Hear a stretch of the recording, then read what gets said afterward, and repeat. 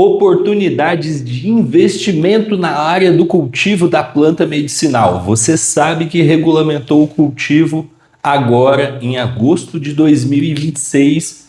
Vai começar a liberação das licenças para quem poderá plantar. E quais são as melhores oportunidades que vão ter dentro dessa área? Se você ainda não sabe, o STJ obrigou o governo a regulamentar e a Anvisa soltou a RDC 1013, que é a RDC que regulamenta o cultivo da planta medicinal para empresas com fins industriais e farmacêuticos. Então, primeiro ponto muito importante, o cultivo só foi regulamentado para empresas. Segundo ponto muito importante, para empresas que vão produzir o medicamento ou para empresas que vão produzir o insumo farmacêutico ativo e vender para outras empresas que vão produzir medicamentos à base da planta. Então, basicamente, o único destino é o destino medicinal. Foi permitido também a exportação, então para quem quiser vender para fora também pode vender. A primeira grande oportunidade é o cultivo regulamentado, é você montar uma empresa para pegar a autorização especial da Anvisa para plantar e produzir o insumo farmacêutico ativo ou produzir um próprio medicamento ali à base da planta. Essa é uma grande oportunidade se for feito da maneira certa. Eu vi que tem muita gente achando que, tem um terreno aqui no não sei aonde, vou começar a plantar, já estou começando a me preparar. Não, meu amigo, a primeira coisa que você tem que fazer é conseguir o quê? A licença. Isso é o mais importante. Não importa se você tem um terreno, se você não tem. É claro que isso vai facilitar ou ajudar, mas a grande parada do cultivo regulamentado é a licença. Então, a primeira coisa que você tem que se preocupar é em estruturar uma empresa e conseguir a licença. E esse cultivo regulamentado é uma grande oportunidade? É uma das maiores que a gente tem, talvez uma das maiores relacionadas à planta medicinal que a gente teve. Porém, tem que ser feito com cuidado porque tem algumas armadilhas. Por quê? Você precisa estar bem estruturado para não fazer nada fora da lei.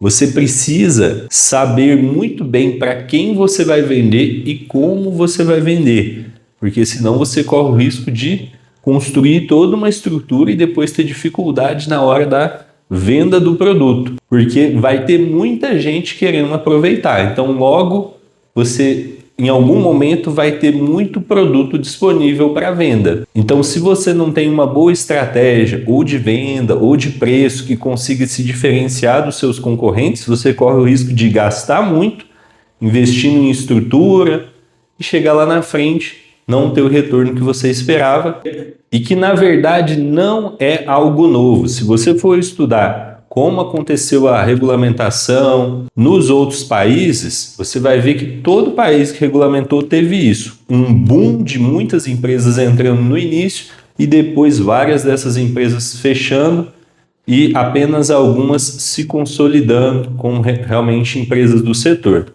Teve isso no Canadá, teve isso no Uruguai, teve isso nos Estados Unidos e é muito provável que a gente vai ter isso no Brasil também. Então já fique atento. Se você não é um investidor que sabe o que está fazendo, um empresário ou alguém que já está capacitado profissionalmente, eu te recomendo muito cuidado. A maioria das pessoas que perdem dinheiro são os aventureiros. O que são os aventureiros? É aquele cara que nunca investiu na vida, ele gosta da planta, ele consome e ele acha que aquilo é uma boa oportunidade.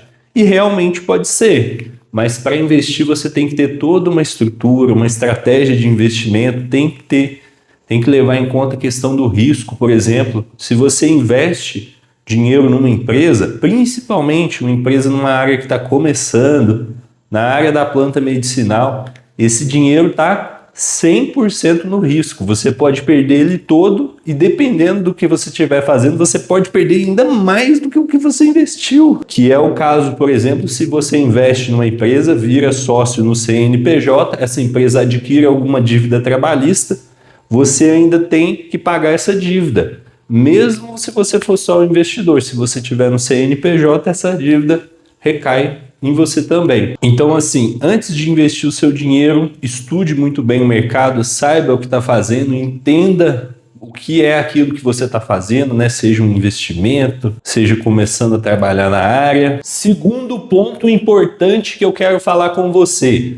Esse não é uma oportunidade, porém, tem algumas pessoas que acham que é uma oportunidade e isso tem que ficar muito claro até para a ética do nosso mercado, que é a questão das associações. Associação não é uma oportunidade de investimento, porque ela é uma entidade sem fins lucrativos. Uma associação, ela é uma ONG. Ela não tem o objetivo de ter lucro. Ela até pode ter lucro, mas não pode distribuir esse lucro para os seus associados. Ela não pode ter um dono. Então, uma associação, na verdade, ela não é uma oportunidade, não de investimento. Pode até ser uma oportunidade para você trabalhar na área. Quem está trabalhando na associação vai receber o seu salário normalmente. Pode ser uma oportunidade para você ajudar as pessoas, contribuir com o mercado, criar a associação realmente com o objetivo de dar mais acesso às pessoas. Isso sim são oportunidades de uma associação, mas oportunidade de investimento não é. O terceiro ponto que eu quero falar com você e a próxima oportunidade é áreas correlacionadas, áreas que estão paralelas e não estão lidando diretamente com a planta. Por exemplo, consultorias, equipamentos de cultivo, equipamentos de extração, softwares, ferramentas que estão em volta, mas que não lidam diretamente com a planta. Isso é bom porque você evita burocracia, normalmente você precisa de menos licenças, é uma área que você já consegue atuar, então até mesmo antes da regulamentação já era possível atuar, desde que você faça com inteligência. Você precisa ter inteligência estratégica para não cair em algumas armadilhas. Vou te dar só alguns exemplos de alguns aqui. Armadilha número 1, construir o seu produto para o público doméstico. A gente está falando aqui da grande oportunidade que tem é o cultivo regulamentado para empresas. É ali que está a maior fatia do mercado, é ali que realmente está o ouro. O nicho do cultivador doméstico, ele é pequeno, ele é minúsculo e ele não é regulamentado. Outro erro é investir em produtos que já tem um monte, que já tem balança árvore cai 100, que é um exemplo, fertilizante. Balança árvore cai 10 marcas de fertilizante internacional, 10 marcas de fertilizante nacional, e não é que você não possa criar uma marca de fertilizante boa, mas você vai estar fazendo o quê? Brigando uma disputa no Mar Vermelho, é onde já tem uma disputa ali enorme. Aí você vai brigar por quê? Por preço?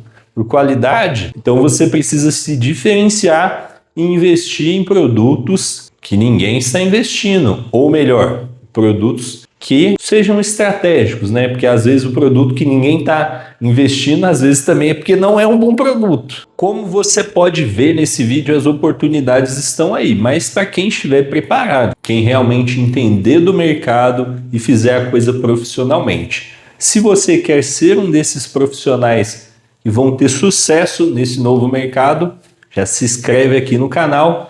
Eu vejo você no próximo vídeo. Até mais, grande abraço e boas colheitas!